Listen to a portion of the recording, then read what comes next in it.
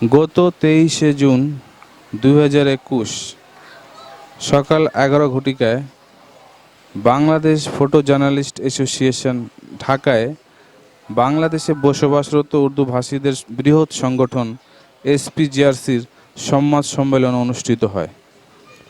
উক্ত সংবাদ সম্মেলনে বিহারি নেতারা জানান, বিগত 50 বছর যাবৎ উর্দুভাষী জনগোষ্ঠীরা বাংলাদেশের 13টি জেলায় 70টি ক্যাম্পে মানবেতর জীবনযাপন করে আসছে। তাদের এই মানবিক সমস্যা সমাধানের জন্য 1997 সালে হইতে বিহারিদের মরহুম নেতা আলহাজ এম নাসিম খান ত্রিপক্ষীয় আলোচনার দাবি জানান, কিন্তু কোনো সরকার এই উদ্যোগ সাড়া না দিলেও একমাত্র বর্তমান মাননীয় প্রধানমন্ত্রী মানবতার মা শেখ হাসিনা এই উদ্যোগে সাড়া দিয়েছেন। কিন্তু অতি দুঃখের বিষয়, কিছু সংস্থা এবং প্রভাবশালী মহল তার এই মহৎ উদ্যোগ চলাকালীন সময় ক্যাম্পে বসবাসরত উর্দু ভাষীদের সাথে ব্যতিক্রম ঘটনা ঘটাচ্ছেন।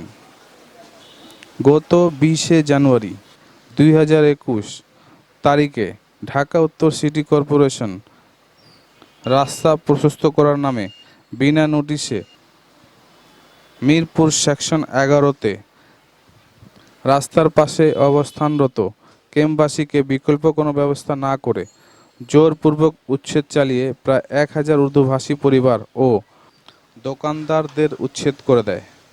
উচ্ছেদকৃত নিরীহ উর্দুভাষীরা অদ্যাবধি খোলা আকাশের নিচে মানবেতর জীবনযাপন করছে।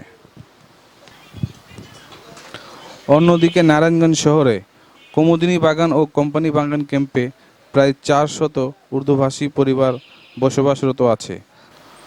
Kumudini welfare trust of Bengal BD limited নামক সংস্থা মানবেতর জীবনযাপনকারী ক্যাম্পবাসীকে উচ্ছেদ করার জন্য আগামী 24শে জুন 2021 তারিখ মৌখিকভাবে নোটিশ জারি করে বলেছে, যদি কেউ ক্যাম্প না ছাড়েন তাহলে তাদেরকে উচ্ছেদ করা সহ তাদের নামে মামলা দেওয়া হবে।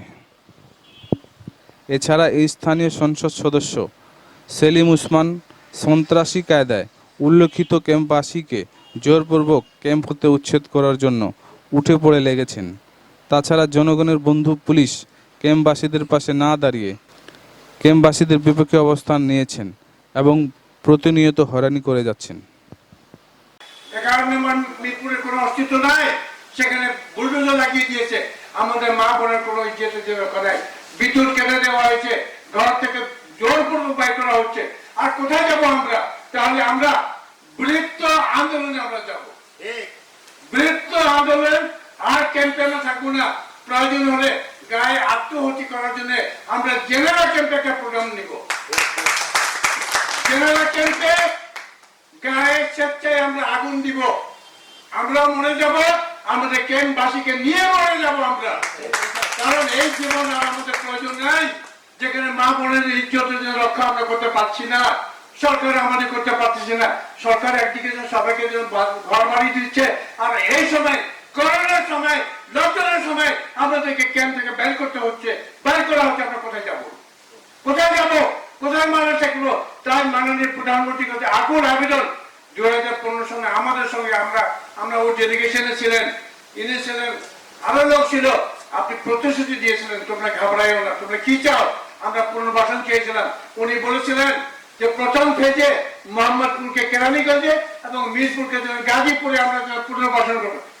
আমরা আজ পর্যন্ত কিছু হাদিস পাচ্ছি না। এবং যারা সাংবাদিক ভাই আছেন একটু রাখেন, উনি আমাদের সামনে যেখানে যেখানে আমাদের ক্যাম্প আছে সেখানে যে ডিসি মহোদয়কে আহ্বান জানিয়েছিলেন আমাদের সামনে, আমরা উপস্থিত ছিলাম, এবং বলেছিলেন যেখানে সরকারি খাস লেন আছে তুমি খাস লেন দেখো, একের করো, এবং পরবর্তীতে এই বিহারি গোষ্ঠীকে সেখানে পুনর্বাসন করা হবে। আজ পর্যন্ত আমরা কিছু দেখতে পাই। আমরা ধৈর্য ধরে আছি। আজকে রোহিঙ্গাকে আপনি পুনর্বাসন করেছেন, ভালো কথা, ভেরি গুড। আমরা তো মানুষ হিসাবে আমাদের বাঁচার অধিকার রয়ে গেছে। আমাদের মা বোনের ইজ্জতের ব্যবস্থা কিছুই নাই। তাই আমরা পরবর্তীতে দুটি প্রোগ্রাম, একটি প্রোগ্রাম হলো আমরা এনআইডি প্রেস কনফারেন্সের মাধ্যমে আমরা সব জমা দিয়ে দেবো। কি ভাই বলেন আপনারা? দ্বিতীয় হলো আমরা জেনেভা ক্যাম্পে একটি প্রোগ্রাম নিব, বৃহত্তর প্রোগ্রাম।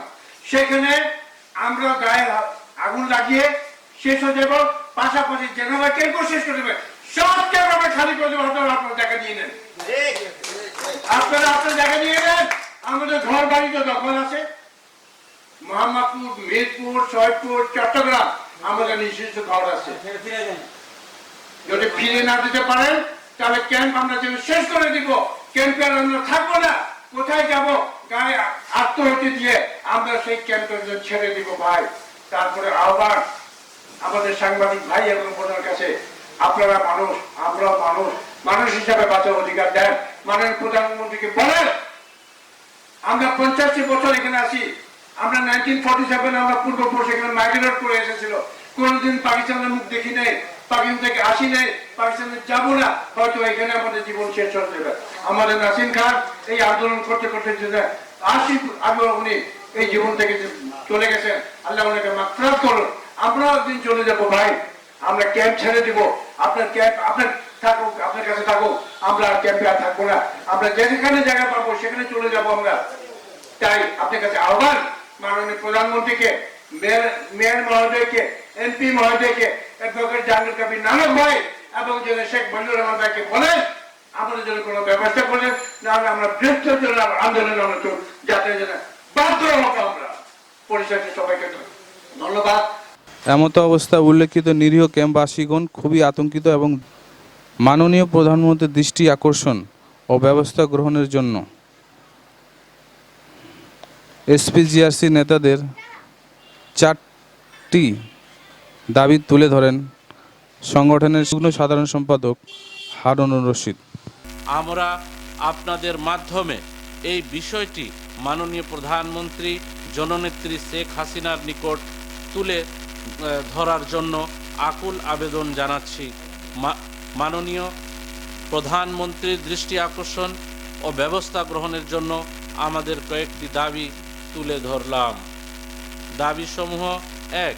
অতি শীঘ্রই সারা দেশে বাংলাদেশে ক্যাম্পবাসীদের সম্মানজনক পুনর্বাসন ব্যবস্থা করা। নাম্বার 2. যতদিন ক্যাম্পবাসীদের পুনর্বাসন না করা হয় ও সমস্যা স্থায়ী সমাধান না করা হয় ততদিন পর্যন্ত তাদেরকে কোনো সংস্থা বা ব্যক্তি যাতে কোনোভাবে ক্যাম্প হতে উচ্ছেদ করতে না পারে সে মর্মে মাননীয় প্রধানমন্ত্রীর একটি আদেশ জারি করা। নাম্বার 3. নারায়ণগঞ্জ শহরের ক্যাম্পবাসীদেরকে পুনর্বাসন ছাড়া যাতে উচ্ছেদ না করা হয় সে মর্মে জরুরি ভিত্তিতে মাননীয় প্রধানমন্ত্রীর আশু হস্তক্ষেপ কামনা। নাম্বার 4. গত 20 ও 21শে জানুয়ারি 2021 তারিখে মিরপুর সেকশন নং 11-তে যে সকল উর্দুভাষীদের ক্যাম্প ব্যবসা প্রতিষ্ঠান উচ্ছেদ করা হয়েছে তাদেরকে উক্ত স্থানে পুনর্বাসনের ব্যবস্থা করা। অদ্যকার সংবাদ সম্মেলনে উপস্থিত আছেন মোহাম্মদপুরের কেন্দ্রীয় কমিটির নেতৃবৃন্দ সহ মিরপুর সেকশন নম্বর 10, 11, 12 সহ আদমজি নারায়ণগঞ্জ থেকে আগত নেতৃবৃন্দ। অদ্যকার সংবাদ সম্মেলনে উপস্থিত সকলকে ধন্যবাদ জানিয়ে এখানে